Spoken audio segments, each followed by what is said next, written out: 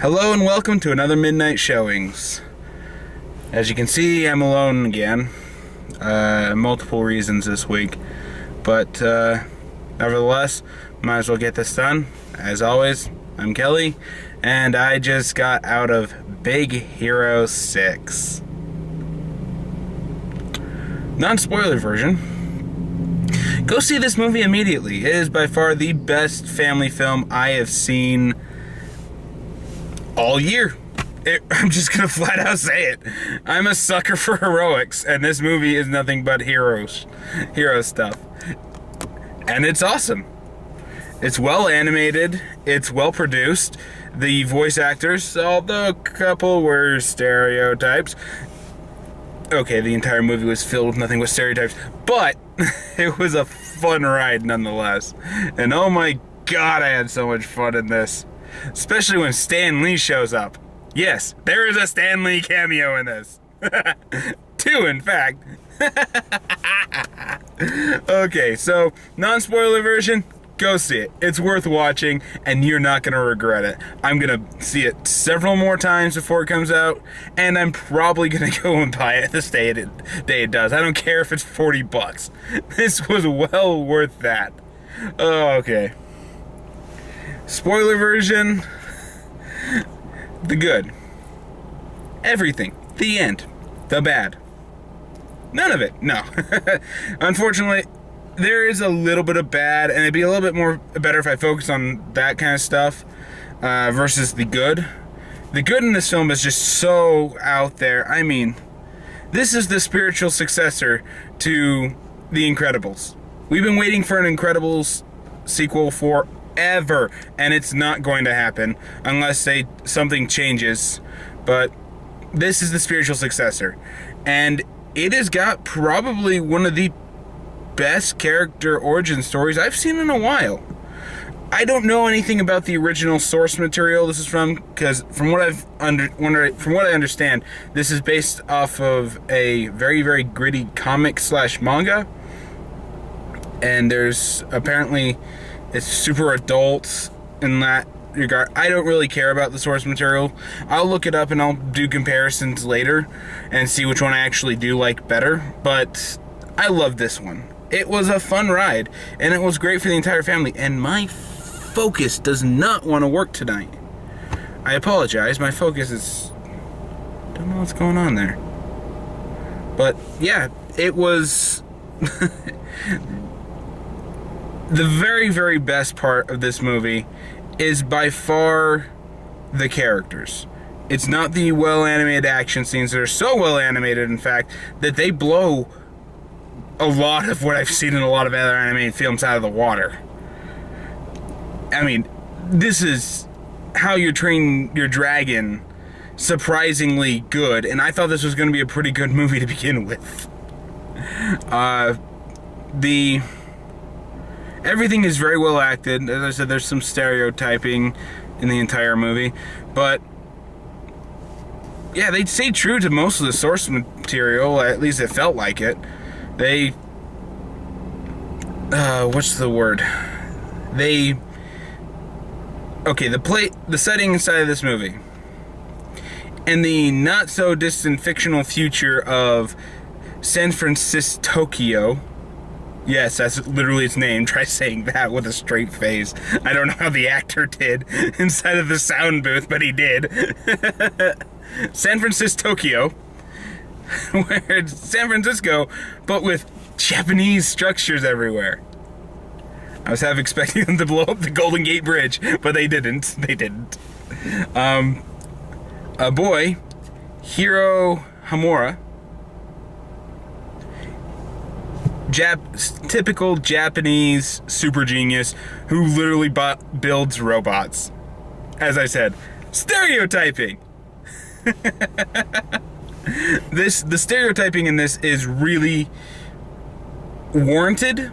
It's just rich in the culture. It tried to combine the American culture with the Japanese tech culture, and it meshed pretty well. I didn't find really any inconsistencies, except for one of the companions, whose name I can't remember, who later in the movie gets her big power is her knowledge of chemistry and a handbag.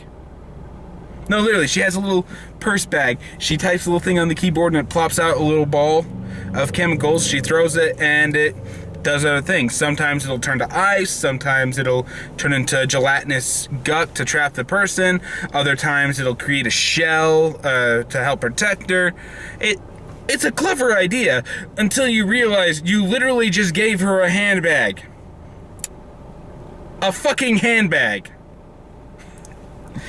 Chuck, that's the dumbest powers I've ever seen. But no, it's well done for what it is. Anyway, Hiro is a super genius who lost his parents. I know. Say the cliche counter. Ding! His older brother's been trying to get him back on a good path, trying to get him to apply himself. He's already graduated high school, and he's building robots and fighting them in an arena and placing bets and winning. He's battlebotsing in the illegal underground battlebotsers. It's a thing in this film, and it opens with it, and it leads to some really, really kind of stereotypically cliche stuff where they're literally fighting them, and you think that they're fighting inside of a giant epic arena, and then you realize that they're just these little toys going at it. And you got some guys with their controls. BattleBots. Please bring that back, because that is awesome. But yeah, he's fighting there. He's hustling everybody, pretending like he can't do anything, and then kicking their asses to win money. It's getting him in a lot of trouble. His brother's trying to put him on the right path, and finally he comes up with a way by showing him the college that they go to, and nerd school. Yeah, that's all they call it, nerd school. Naming needs work. But yeah, he sees their tech lab, and holy shit! You give this to students? Yeah, and after seeing the tech lab and just seeing all of the really, really badass, awesome experiments that all the different students who work there are doing, and even seeing his brothers, which is a big robot, you see him in the trailers, the big old marshmallow, who is basically a robo-nurse. His job is just to make sure that everything is okay, to make sure you're okay, and apply medical treatment. He's made to look very, very friendly, so as to not scare the kids, leading to some of the weirdest cutesy humor I've seen this side of K-On! Yeah, it's like, imagine, for those who've seen Guardians of the Galaxy, the cutesy Groot dance scene to Michael Jackson through the whole movie with this guy. I mean, the best part is when he starts running out on power, and he literally starts getting drunk because he's out of power. We jumped out of a window.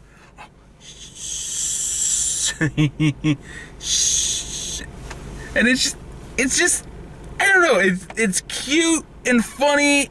It got a giggle out of everybody inside the theater. Admittedly, there weren't very many inside the theater because everyone was in Interstellar, which is where I would be right now if not for really dumb scheduling crap. They ended up canceling my showing over here at the 10 because not enough people bought tickets. I got there 3 hours early to buy a ticket and they said it was canceled. Really? You couldn't just wait a little while? But whatever. There was most of the people probably were in Interstellar because the parking lot was full, and now there's maybe 10 cars left. Yeah, so they weren't in Big Hero 6, which is a big shame. Yeah, after getting inspired, he starts applying himself, building robots, trying to get into this nerd school. And he does. Really, really cool invention. I'm not going to spoil it for you because that's a little bit of a plot point. But after getting the acceptance letter from the dean of the entire section himself, they go outside. He and his brother Takashi start going out there to talk. When they hear distress, they go back and over to the building that they had the little fair thing in, and it's on fire. Takashi tells his brother to get somewhere safe while he runs inside to try to get their professor who was left inside. And he doesn't make it out. Neither does the professor. And piling pity onto this kid, Hiro kind of just sucked himself into a little hole again and gave up on everything. And it wasn't until he found Baymax, again, that's the name of the big guy, Baymax, that he starts to kind of move out of his shell, but not willingly. And the whole movie is basically a progression of him getting over this loss. And do you think that you've seen this movie before? You would think you have, but you haven't. And that's what's the beauty. As I said, the characters are all cliche. You have every single geek that has ever been introduced ever. The super smart Japanese kid and his older brother who's super smart. You have the boy genius. You have the likable one. You have the unsmart one who's also probably smoking weed. You've got the preppy girl with the glasses and blonde hair who later gets a handbag. You get the big tough guy who's a softie at heart. They're 10 ways to Sunday cliched, but they all bring a flavor that you don't really see very much inside of hero films these days. Nowadays, it's all greedy realism, we're all gonna lose. And anybody who tries to just do a simple message like, it's all gonna be okay, which is what this movie basically said. It's rare. It is so rare these days to do that. And this movie did it very, very well. Going back onto the bad, the cliches kind of get annoying at times, especially with the preppy girl in her handbag, whose name I can't remember. They all had nicknames. The only one that I remember is the big black guy was called Wasabi. And the reason why they call him Wasabi, because the stoner guy makes, Fred, he makes up nicknames for everybody. And the reason he gets the name Wasabi is because he spilled wasabi on his shirt. One time. They actually make a point to point that out. And it's the only reason why his name is memorable. Hiro, the little kid, is basically your typical robot building genius inside of a San Francisco. Okay, that's another thing. The aesthetic of combining San Francisco and Tokyo meshed very well for what they did, but I am still in the process of saying, why? Why would they do this? Why not just set it in Tokyo like the original source material? It's okay if it doesn't take place in America. It doesn't have to take place in America. Let them show us some Tokyo sites. We've seen the Golden Gate Bridge, and now all you did was just add the little U thing that's on the top of every single ancient Japanese structure. Now, why not actually go to Japan? Why not animate real places in Japan and say this is a big prestigious school? Like, say it's the University of Tokyo, like every other anime seems to do. Or pick one of their non-existent universities that have had big offensive animes. I mean, this movie is so anime heavy and superhero heavy that it makes you question, why did they try to combine them when they could have just as easily left it Tokyo? Now, don't get me wrong, it was done very well, but it still makes me question why. And that why will always bug me about this film. Another one of the bads. The bad guy is kind of predictable. They leave it up to the audience to figure it out, but again, they tried to do a twist that's been done before. There's another twist on top of that was kind of cheesy, I'll admit, but it was well delivered, and I liked it. But yeah, the bad guy's identity is no secret. If you're paying attention for the first 10 minutes, you're able to figure it out pretty quickly. And they could have taken it in another direction that would have been awesome. Spoiler-wise, the bad guy is the professor. He stole the microbots, and he's using them for a revenge plan over his dead daughter. And his dead daughter turns out to be alive, just stuck inside the portal that they So they go and try to save her and end up almost losing Baymax. That was pretty heartfelt. But yeah, one of the things that they could have done with it that would have been really awesome, in my opinion, is that the microbots are controlled by a neural link, a little headband, so you can control them telepathically. And it would have been so cool and so much more fulfilling to me if it turned out that Hero, because he programmed the microbots and he had the headband, that he transmitted all of his bad feelings, all of the pent-up rage he had over his parents' death, and that the connection was never really broken. So when Takashi died, that it just like sent them on haywire, and that would have been so cool. And you could have done so many things with that, but they didn't do it. Wave to the people who are walking by because they're waving to me. But I don't know. That's just my personal opinion.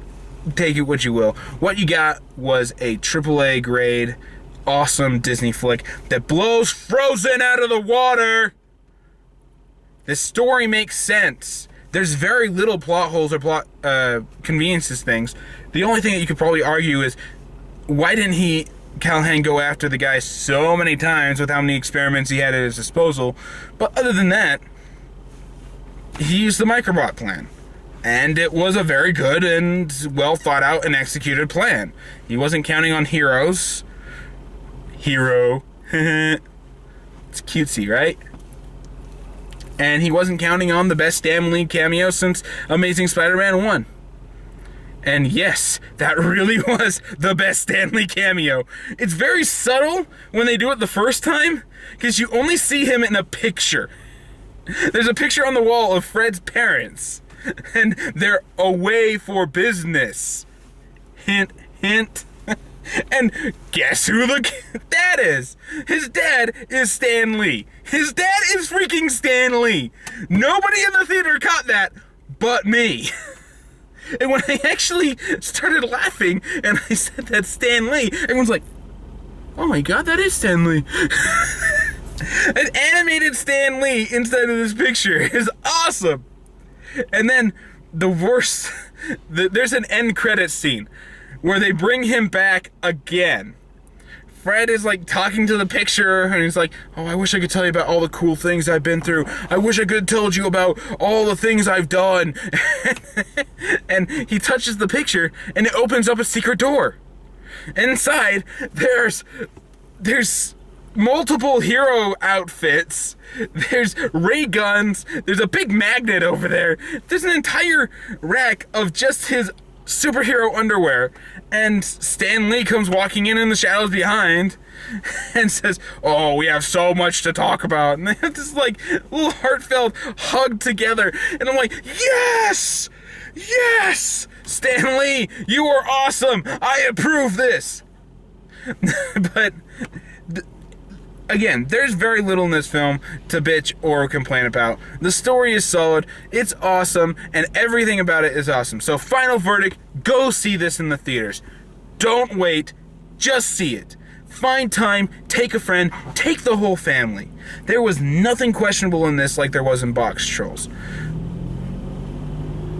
Maybe the negligent parenting of the aunt, but other than that, there is nothing. This movie is fun, it's inventive, and it's very well performed. So, if you want a better score, 10 out of 10. So, until next time, see you all later.